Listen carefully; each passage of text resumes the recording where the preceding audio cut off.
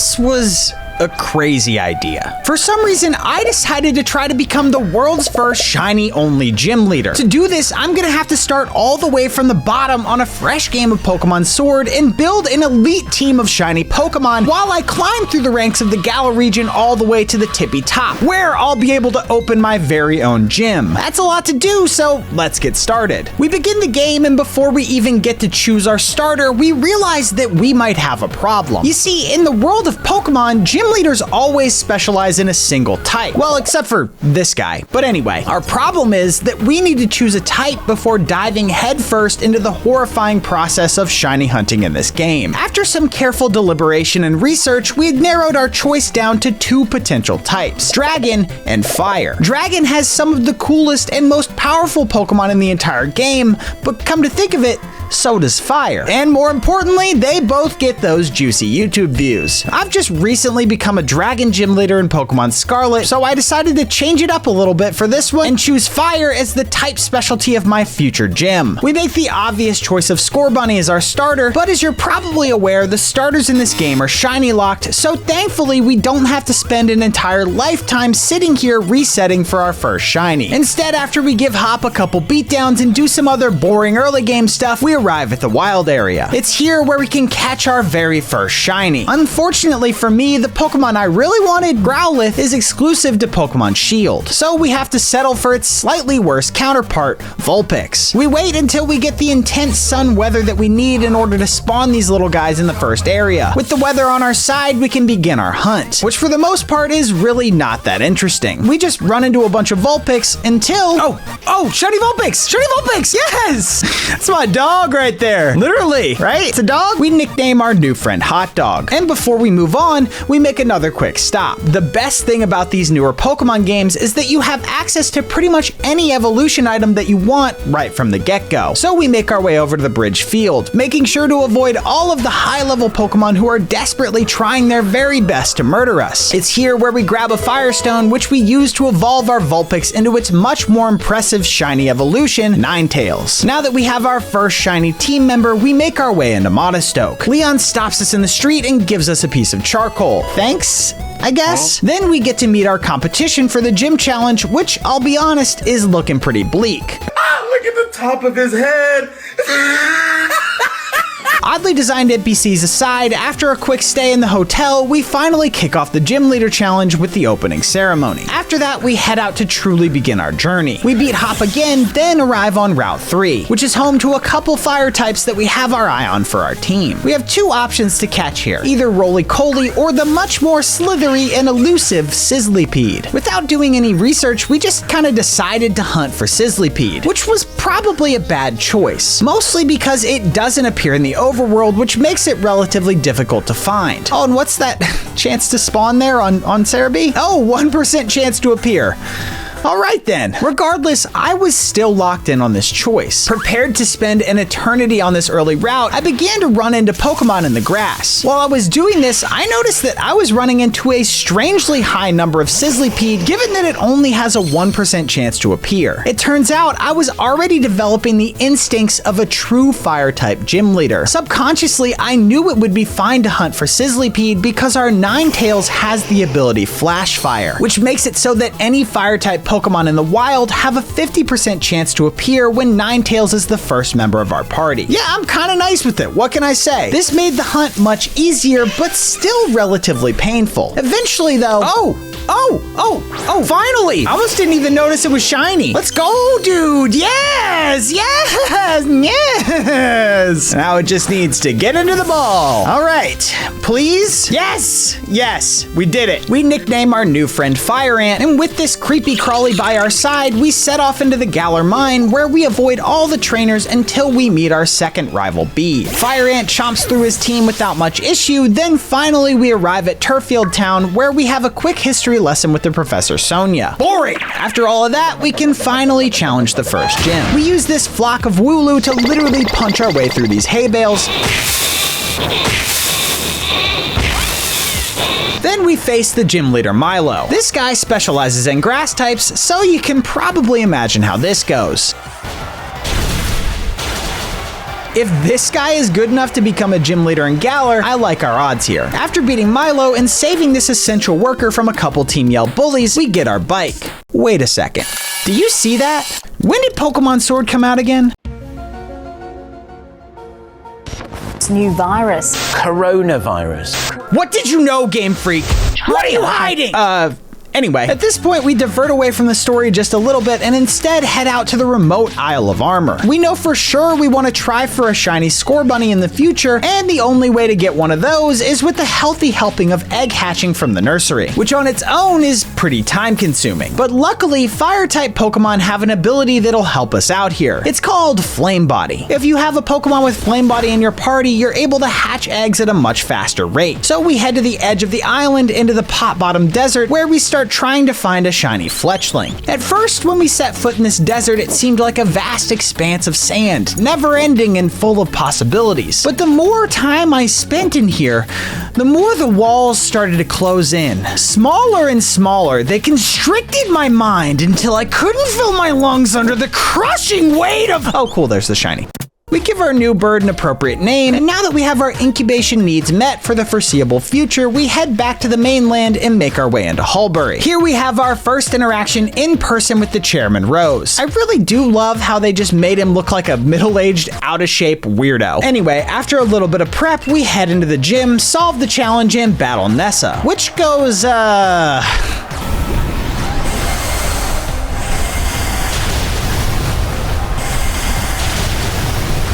yeah, I guess we don't really have any answer for those water types, do we? After those crushing attempts, we realize we're probably gonna need some backup. So we head out to the daycare on Route 5, where we kick off our first Breedathon. That's 1-800-BREEDATHON. Donate today. We place our trusty, experienced Japanese Ditto in the daycare with our little innocent bunny, and let our boy learn a few new things. With the foreign language Ditto, we're able to utilize the Masuda method for hunting for our shiny, which elevates our odds to a much more reasonable level. So it's not too long before this happens. Is that it? Oh, it is it! I thought it was more tan. Couldn't even tell. I think I'm colorblind. I couldn't even tell that was a shiny. Let's go. Yes! From here, we evolve Scorbunny into a Reboot. Okay, there's where the tanness comes in. God, that looks good. Then head in to destroy Nessa.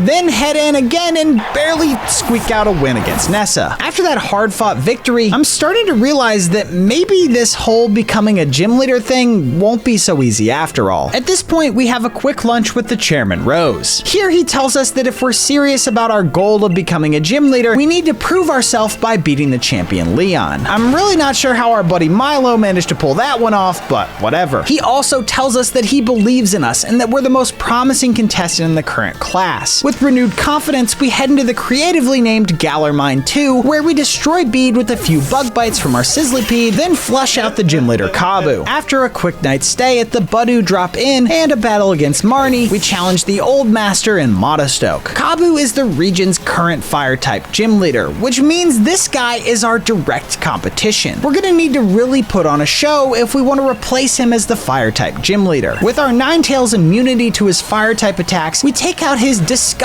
non-shiny lead, making sure to make it look as easy for us as possible. Unfortunately, Kabu does not like to be disrespected. He fires back with his Arcanine and takes out Hot Dog before we're able to finish it. Not to worry though, Jalapeno comes in and finishes it off. Finally, he's down to just his Ace Centiskorch. With his back against the wall, Kabu pulls out all the stops and Gigantamaxes his Fire Bug. Anticipating this, we swap to the Incubator. We live through an attack and get good damage with an Acrobatics, but fall the following turn. Out of options, we're forced to send in Reboot and hit a Dynamax of our own. On the next turn, we try to hit it with a Max Flare, which turns out to be a critical error, because this bug's ability Flash Fire makes it immune to fire-type attacks. Whoops! Thankfully, at this point, it's out of Gigantamax turns, so we finish it off with a couple Max Strikes. Not as convincing as we would have liked, but it's a victory nonetheless. Now that we've defeated Kabu and somewhat proven our dominance, it's clear that we'll be the right choice for the leader position if we do manage to beat Leon. Beating Kabu means that we've earned 3 badges, which lets us get into Hammerlock at the opposite end of the wild area. We head head over there, and at this point, there's a whole bunch of exposition and history about the Galar region. Boring! Let's go do something more fun instead. That's more like it. After somehow managing to keep our lunch in our stomach through that whole thing, we get the chance to challenge the fighting gym leader Bia. But before we do that, we have a couple things to take care of. First, we have to evolve a bunch of Pokemon.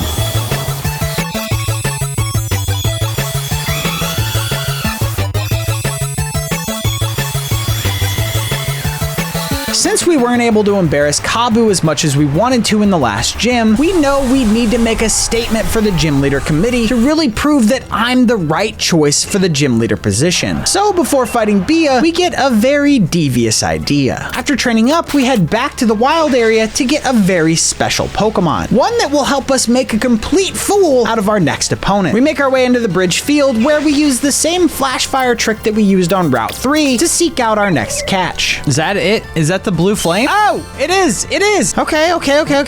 Better get in the ball. Oh.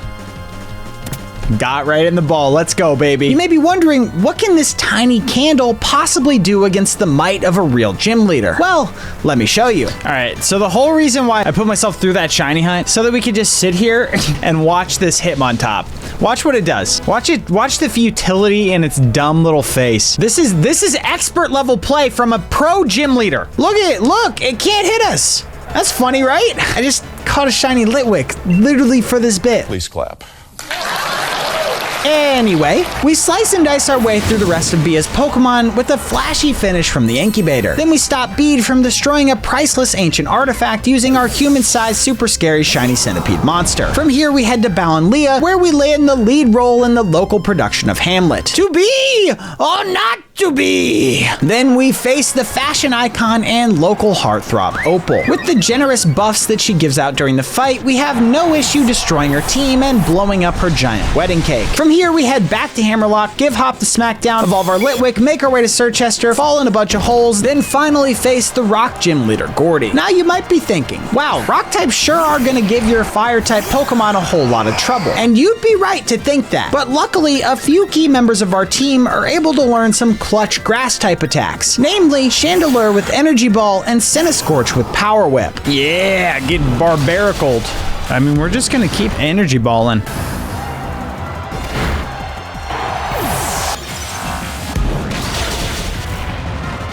Holy.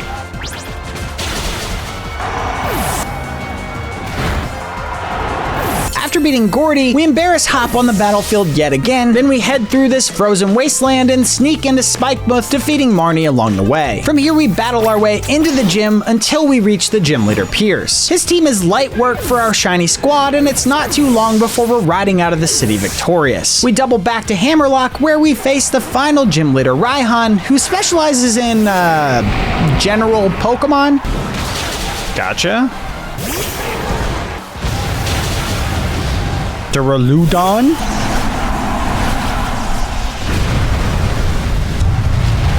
Wow, on Hot Dog. My freaking Pyro Ball. Gotcha. Now that we have all 8 gym badges, we can ride the train and battle our way to the final city of Wyndon. It's here where we'll be able to enter the ultimate Pokemon tournament that culminates in a match between the last trainer standing and the champion Leon. This is our only chance to defeat him and earn our spot as a gym leader. So in preparation for the tournament, we make a quick trip back to the Isle of Armor. Here we begin scouring the island to find as many hidden Diglett as we possibly can. After a good long while spent searching, we finally found a full 100. So we head over to talk to the Diglett man himself, who rewards us with a few special Pokemon from the Alola region. The very last Pokemon that he gives us is the tiny kitty Litten. This Litten in particular is of course shiny locked though, so in order to be able to use it on our team, we head back to the daycare where we let it and our baby Baker Ditto have some quality time. Then we let the eggs cook with the incubator, and before long, oh! Yeah! White Litten! White Litten! Yes! Oh? Torcat's cool, man. See, this is fine, right? But it's still on 4 legs. It's just like, it's too animal-like, you know? If only it could just be like a little bit more like a human, you know? Perfect! Yes! Yes, that's exactly what I wanted that to turn into. After getting White Boy up to speed, we head back to Winden where we plow through Marnie and Hop in the first rounds of the tournament. With our first 2 rounds complete, we head back to the hotel to rest up for the night. It's here where things start to get a little bit strange. For some reason, these dudes in dark sunglasses are doing weird stuff out in the public square, like staring at walls, joining in other people's conversations, and using phone booths. So we have to battle them and teach them a few lessons about social etiquette. After dealing with that whole thing, we decide to go report these guys to their boss, Chairman Rose, at the top of his tower. We battle our way up through his goons and his assistant Oleana, only to overhear something disturbing, or at least I think it's disturbing. I'm gonna be honest, I didn't read it. So we go back and resume day 2 of the tournament.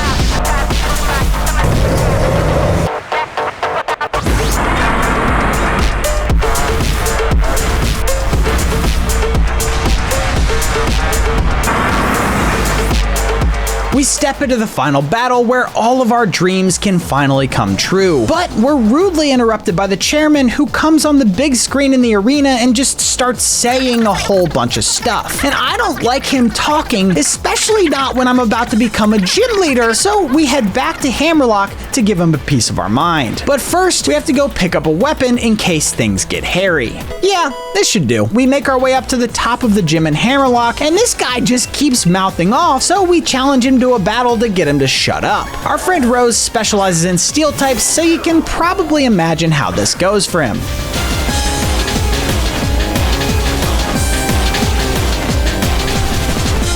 We didn't even have to use our sword. Nice. Turns out that the chairman unleashed a crazy strong Pokemon straight out of a 90s arcade game, so we have to go deal with that whole thing as well. With the world apparently saved, we can finally get to our battle with Leon. I don't think it dies though. Wow, it does die. Get freaking super effectively hit. Gotcha. Fire off a Dankus Lariat. Oh my god, smacked. Oh, okay, that kills. Nice. We just Pyro Ball. Oh no, we hit him with that Tundy Punch. Fire Blast is fine. That's gonna just tickle. What an embarrassing. That did way more than I thought it would. We do it, yes? While we may have defeated the champion and earned our spot as a gym leader, our mission isn't quite done yet. There's still one last Pokemon that I need to add to my gym leader team as the crown jewel. After winning, we wake up back at home and immediately head over to Hop's house. Upstairs in Leon's room, we find a Pokeball with a note addressed to us. Not sure why he would leave a gift for us in his own room, but it's still a nice gesture. Inside of this Pokeball is a nice baby Charmander, who we immediately rob of all of its innocence by putting it in the daycare with the baby maker. And we repeat the same breeding process that we've grown to know and love. Yo! Yo! Yeah! We train up our Charmander to be another one of the boys. Okay, it's still mediocre. It's still mediocre. It's not the best. It's so sick. The coolest shiny in all of the game. Then we head out to the Isle of Armor, where we work through the main quest until we get a healthy helping of Gigantamax soup, which we feed to our Charizard, completing our ultimate team. With our team complete, we have become the very first shiny-only fire-type gym leader in Pokemon history. Like the video and subscribe to the channel. Till next time.